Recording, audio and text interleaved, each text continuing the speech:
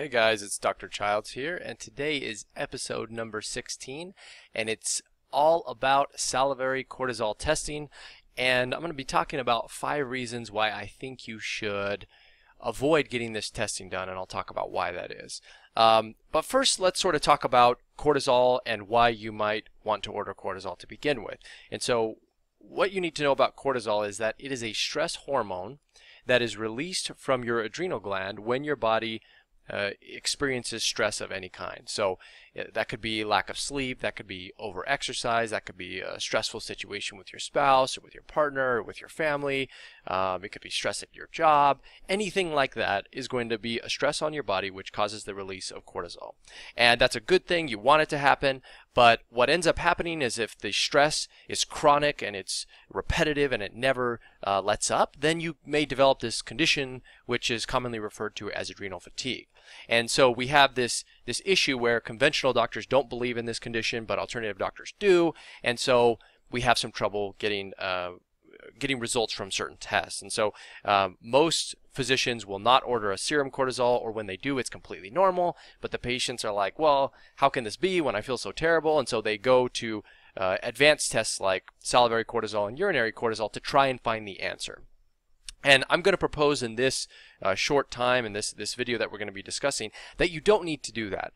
That you can actually get a lot of information from the serum test, and that even though you do get some useful information from a salivary cortisol test, which is usually 4 points, you don't usually need to get that advanced test. And so let's talk about some of the reasons that I believe that to be the case.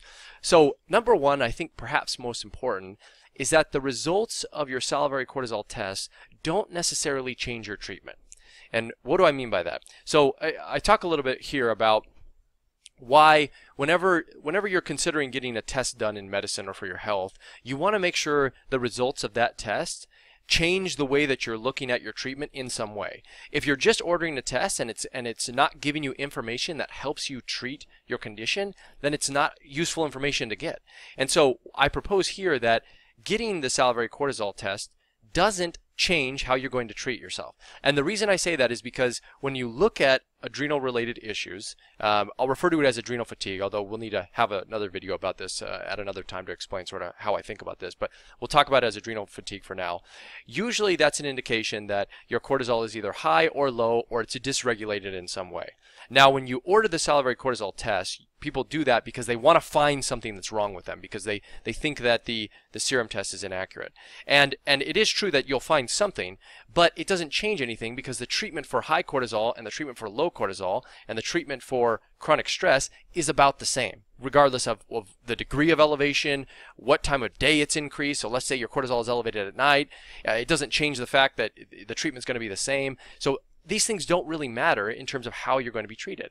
And the reason is this: the treatment is almost always the same. And I go over some of the treatments here. So number one, you have to ensure that you're getting 8 hours of sleep each night. Doesn't matter if it's high or low, that's true. You need to reduce your intake of caffeine. Again, doesn't matter if it's high or low, that's true.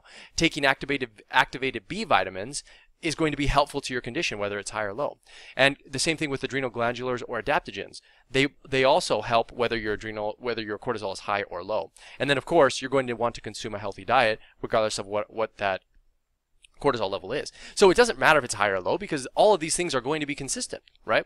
So if you suspect you have the issue, then approach the treatment. And we'll talk about that in just a minute, which goes on to number two.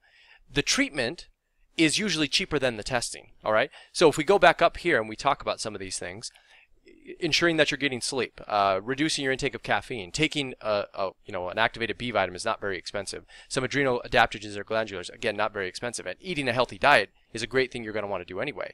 And those things are cheaper than getting the $150 to $300 test, which is about the cost of the salivary cortisol test. So it's a fairly expensive test, and the results don't necessarily change your treatment, and insurance isn't going to be covering it. So I pose a couple questions here, like, do you think it's ever a bad idea to start eating healthier? The answer to that is no. You're always going to want to do that. Is it a good idea to cut back on the number of refined sugars and processed foods that you consume? Of course, that's a good idea. It doesn't matter what's going on with your cortisol. That's a good idea no matter what. And is it a good idea to cut back on the amount of coffee or caffeine that you consume? Again, it doesn't matter what your cortisol is. Those are just smart things to do. So that's number two. Number three, serum cortisol still gives you a lot of helpful information. And so remember, if you go back to the beginning when we started this conversation, I said that one of the main reasons that people go to salivary cortisol is because they feel that the serum cortisol isn't telling them what's actually going on in their body. And that's true, but it's true only if you look at it through a narrow lens. But if you look at adrenal related issues through a different lens, you start to see patterns that emerge from the serum cortisol level, and it becomes more valuable. And so I talk a little bit about this, but basically it seems that there's newer studies coming out and showing this, that adrenal fatigue, as we kind of refer to it as, is probably not a condition that results in an absolute change in your total cortisol level in your body, but probably it results primarily from changes to cortisol receptor sensitivity. So what that means is you can get a resistance to the amount of cortisol that's being produced, or your body is not as sensitive to it as it was before. And so that means that the test, no matter how you look at the cortisol, it may not come back as abnormal, because the problem isn't the total amount that's in your body. The problem is how your body is responding to the amount that you have at the cellular level. And so if you look at serum cortisol and you look at it with some tighter, more narrow ranges, you can actually get a lot of value from it. So when you order the serum cortisol, you order it at 8 a.m. Here's an example here, and look at these optimal levels. So 14 to 16 is considered that optimal range. Less than 10 is a problem. Greater than 20 is a problem. And then between 10 and 14 and 16 and 20, that kind of depends on your situation. So you should look into some other things like nutrients, B12, iron, sleeping schedule, etc. Maybe you're a night worker. That's the type of thing that's going to dysregulate it a little bit, but not a ton. Okay, so the moral of the story right here is that serum cortisol has value. Don't just ignore it. It's actually very helpful.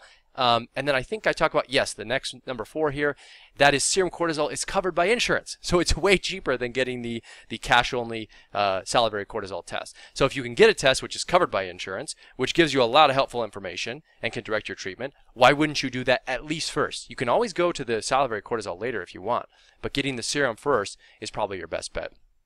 And then number 5, that is adrenal glandulars and adrenal adaptogens can help both in cases of high and low cortisol. And so what's really interesting is the way that these supplements work. They actually tend to help your body normalize the amount of cortisol that's there.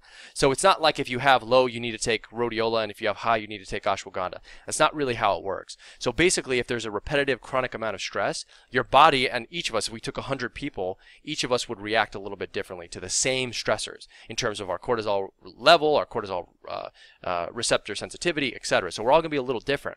But the great thing is these adaptogens and supplements, they help to normalize it. So if it's low, it can help it bring it up. If it's high, it can help it bring it down. And they do this because they help your body tolerate stressful situations. So again, going back to what I said previously, even if you find that it's high or low, it doesn't change the fact that you're going to want to use one of these, either adaptogens or glandulars. So that's kind of the moral of the story. So here's what I would recommend to you. Step 1, get your serum cortisol tested first and look at your results with the optimal ranges in mind. You can go back up to this article, or you can go back previously to what I said before. But start there. Number 2, if it's abnormal, consider proceeding with treatment, because you always want to consider, you don't know, each person's a little bit different. So that's just sort of, I'm putting that in there for that reason. Number 3, always address your lifestyle factors first. These are the things that don't cost any money that are always going to give you some benefit, right? That's your sleep, it's stress reduction, it's diet, and it's exercise. You always want to start there. Number 4, you can consider high quality adrenal supplements. I have a link here that you can look at the ones that I recommend. Well, that's loading, and here it is right here. So this one works really well. It has both adaptogens and glandulars in it, and it works really well. It's the one that I used when I was dealing with my fatigue and adrenal related issues. So that's step number 4. Step number 5, recheck your cortisol. If you do therapies, you want to check it in 2 to 3 months, see what's happened. Did it go up? Did it go down? Did it stay the same? And then if it stayed the same and you're still remaining symptomatic, that's when I would consider looking at the salivary or urinary cortisol testing, because that's going to give you some more information. And so that's kind of the steps that I would use, but look to those first before you jump into the salivary cortisol testing. I just think that that's a smarter, a little bit better approach than just blindly getting a bunch of tests, because if you're not paying attention and you don't know how to read these tests or interpret them or use them, you could end up spending thousands of dollars just in tests, and they don't get you anywhere, and you want to avoid that, obviously. So that's it, guys, for today's lesson here. If you have any questions, please leave them below. Hopefully this saves some of you guys some time and money in the process. But if you have any questions, I know, again, it's a little bit of a complex topic. Leave them below and I'll do my best to answer. Otherwise, I will see you guys in the next one.